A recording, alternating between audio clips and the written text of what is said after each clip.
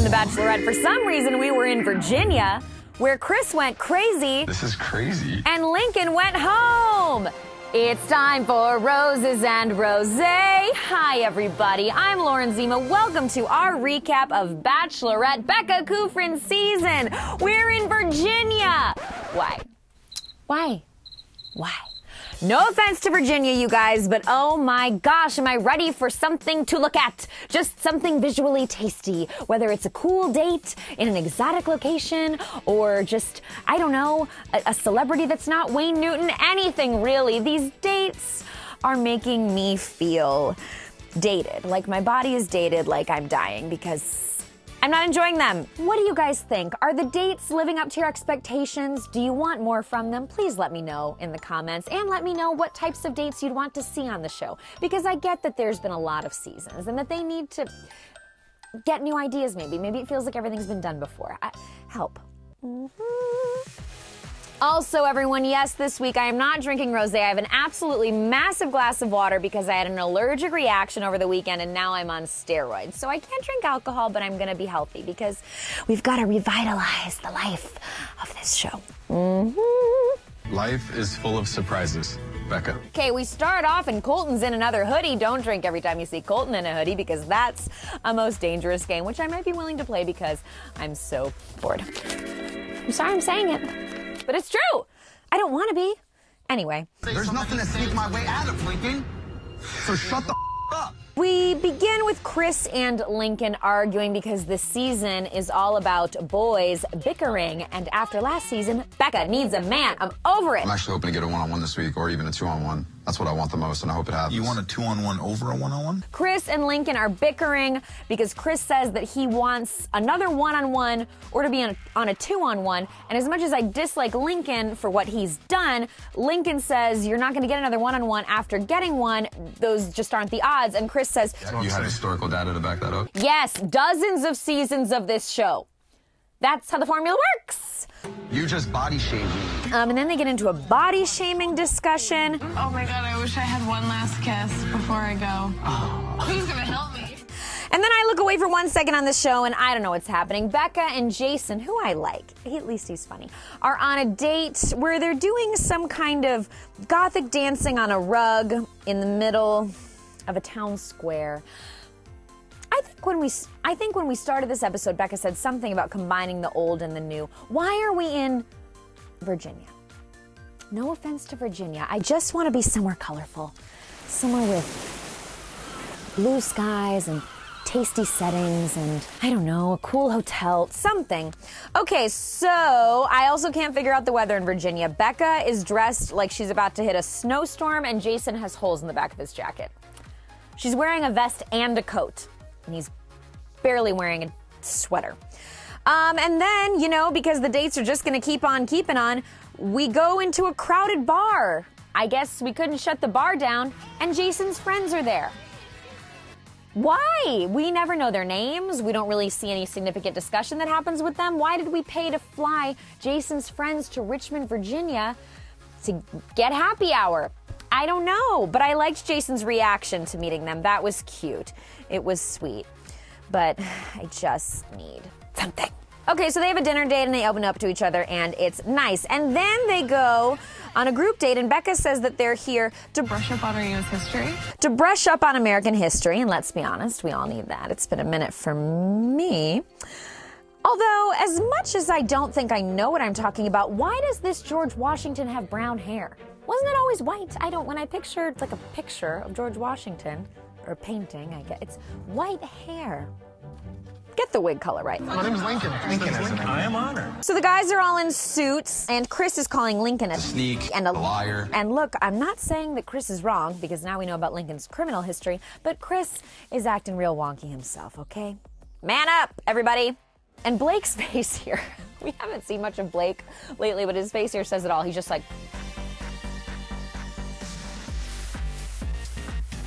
Same, Blake, same. So they've brushed up on history, and now they're going to go into a debate because it's the Becca election. What exactly is this political process? This is actually, you know what? It's sounding a lot like America now. Very confusing times within the government. And everyone is contentious, and that's what we're getting into. So you know what? Maybe I'm wrong. Maybe they're dead on. Because I don't know what's happening. We're debating for who's going to be elected to Becca. I don't know. Hello, gentlemen. My name is Ralph Northern, and I'm the governor. Okay, and the real governor of the Commonwealth of Virginia is here. And speaking to how little I know my history, I don't know why Virginia is a Commonwealth. I'll be honest. Will you guys let me know in the comments? Is that the same as a state? I don't know. I guess I'll Google it.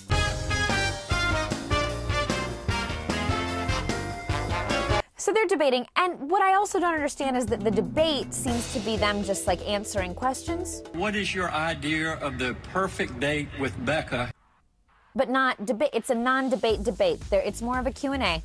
Colton has asked a question, and his answer is, Virginia is for lovers. so I would probably want to take her to a dog park here. Good answer. What? No, you lose. Off the stage. And now Blake gets asked a totally different question. How is this a debate? It's a non-debate debate. And you know what? Now it's time for our next episode of On the Journey with JC, where JC is going to reenact for us the non-debate debate. JC, thank you for being here with us and for manning up and for dressing well and appropriately for work. And here in the non-debate, I'm going to ask you some really hard-hitting questions in the style of this group date. Question 1. What is your favorite color? Blue. Wrong. The answer was red. Question 2. What do you like about dinner? The napkins. Wrong. The answer was plates. All right, JC, here's your chance to redeem yourself on the journey. For your final question, what do you like about Becca's men? Oh, well, after everything Becca's been through last season with he who must not be named, I kind of thought she'd get a higher level of guy, not so much of the playing and like the mud and shouting and schoolyard bullying. I thought that some people would want to step up and take care of Becca. Thank you, JC. And JC brings us to our next point, which is that the debate does then become a debate, but only so that the men can squabble. I need to hydrate for this. This episode is taking a toll. Not once have it crossed my mind to pack my bags and go home. Hi, Chris. Lincoln uses his answer to slam Chris. I mean, I guess he's actually debating. And then That translated into Lincoln calling me a fat. And Becca is over the drama. And I don't blame her. And I also want to comment on how great she looked during this episode. Becca could be a gorgeous wife of a politician, or, wait for it, a gorgeous politician herself any day of the week. But the problem is Becca's over the drama, and I don't blame her because the drama's stupid. But this drama is all the drama we have. So that's the catch-22 that we're in, you know? Who wins the debate? No one. Because everybody loses when it's not fun to watch. It's all too minor. I don't want to watch them bicker with each other over stupidity that has nothing to do with Becca and everything to do with nothing. Redemption. This is a huge redemption day. So Chris is worried about redeeming himself. Redemption. Which, yeah, you know, it's a lost cause at this point, Chris. Just call it a day. There's no way Becca's into him at this point. She's not, you know, she's not. You can tell. So tell me, how have you been? How are you feeling? Then we're at the later portion of the date, and Chris is gonna try to talk to Becca. And Chris, you know, I wish that you were as solid as your hair. And I wish that you were as open as the ripped holes in your jeans. And I wish that you were as tried and true as that large arm tattoo. But you're not. Go home. It's time. And poor Garrett, you know, we've barely seen him this episode either, and Becca's trying to talk to him, and he's not wearing the best shirt I've ever seen him wear. But Becca's just so mad at Chris. And again, this is the problem. It's like Becca is getting affected by this drama that is not even good drama. If this was a scripted show, this wouldn't fly, you guys. We would need something more grounded. So, I don't know. Garrett pulls Becca out of the hole. I see a super strong future here. That's what gets me going with you guys. And then somehow she says she sees a super strong future with these guys. I guess it's with the guys that we didn't see much of this episode. I don't know. I just need to stay. I need to get healthy again. I need to be revitalized. Just like this season, we're at a dangerous midpoint. I want things to get better. I do. Hello. Taking me flying today? Are you kidding me? now Becca's gonna go on a one-on-one with Leo, and on the one hand, great. I think he seems fine. He seems nice. Got a great bod.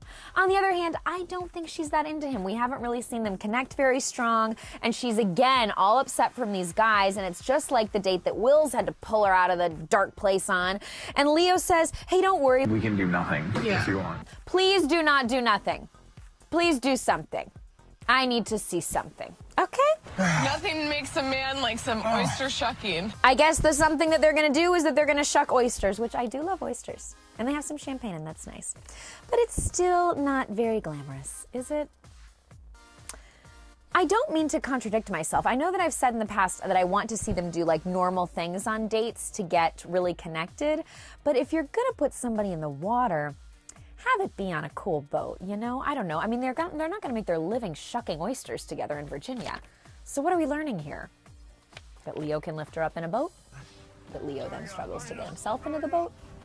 That's the TV we watched tonight, you guys. What do you guys think of Leo and Becca's connection? She says she felt a spark, but acknowledged that it's too late in the game. Is there any chance here? Let me know in the comments. Okay, now we're back to Chris. Oh. Drink every time you need a break. And Chris is like writing something dramatically. I don't know why, because I don't think we ever see what he writes. I definitely forgot Connor was here. We get a little bit of Connor. Okay. Then Chris puts on a watch dramatically. What is this leading up to? Is it a spy movie now? I don't know. And Leo, we're back to Leo and Becca, and he says to Becca, quote, "You should never have a bad day ever." What? What?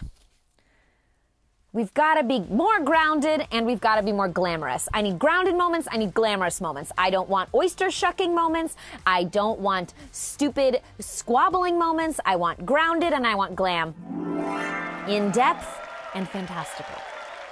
I'm making the show sound really extreme, but that's what I want. It's all too middling at this point. Things are about to happen. Okay, so Chris goes to see Becca on his own, and he keeps saying, this is crazy. Crazy. And Becca's like, What are you doing here? what are you doing here? And it's like, this is crazy. It's not really. You chose to come here. And Becca's like, what are you doing here? What's happening? Well, what is he doing there? He's there to talk to you. And then he keeps saying about our hotel room, this is nice. It's not nice. It's not that nice of a hotel room.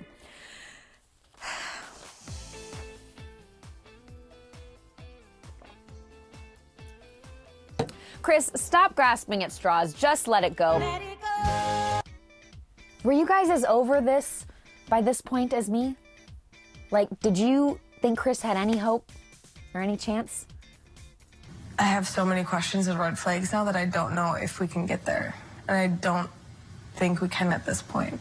Becca finally acknowledges what we all have seen, which is that it is time for Chris to Kris Kringle his way out of here and leave. Your time is up. Christmas is over.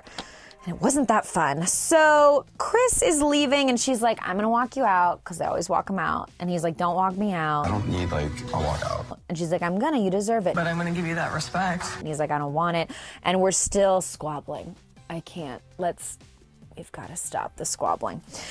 Oh, Becca finally puts a nail in that coffin and says of Chris, quote, He's not somebody that I would want to spend my life with. Ever. You know, he's going to be fun to watch on Men Tell All. And by fun, I mean unhinged. Okay. We kind of skipped through a rose ceremony. Becca wasn't into it, and we said goodbye Lincoln and goodbye Connor. Take a picture, it'll last longer. Because they were the guys who did the picture frame thing at the beginning of this season. You guys remember that? Or have we gone too far down a dark hole? That we've got to pull Becca out of. Next week on The Bachelorette. Dear Lord, I think we're going to have some redemption. Redemption day. We are going to the Bahamas. Yes. Color. Blues and yellows. Greens. Flowers. Beach bods. Cocktails. Boats that aren't for oyster shucking and involving waiters. Yes! Thank you. I was close to the end. I mean, I wish I could be like Jesus right now and turn this water into wine, because, man, do I want it. But we've got to stay healthy and stay strong because this is the midpoint of the season, you guys. So we got not only a lot of bright colors in this trailer, but a lot of interesting aesthetics also. Blake's palm tree, or maybe banana leaf print black and white t-shirt. I just want to call that out. Jason looking like a priest in a black tee with a cross. This is serious. Combined with that slicked back hair, he is just a cast member in The Departed. And Colton, of course, in another hoodie. A sleeveless one, because the Bahamas. What do you think of who Becca is going to choose at this point? Blake's been kind of behind the scenes for a minute. I think we're going to get a little more of him next episode. Garrett seems to be getting a little frustrated by not getting more time with Becca. He really wanted that rose this week. And then we've got, you know, Wills, who has been kind of slow and steady. Leo, I'm not sure it's there. And, oh, Colton. God, I forgot him again. I'm sorry, I don't know why I do that. So, everybody, let me know where your head's at, because mine's a little all over the place. And how you're feeling about the season overall. Are you liking it? Are you turning on it? Are you hoping for the best? I love you guys so much, and no matter what, you make the show fun to watch every week. I really appreciate your comments, always, always, always, and please feel free to DM me on Instagram too, because that really brightens my day, especially when my day included an allergic reaction to my face. Thank you for being you.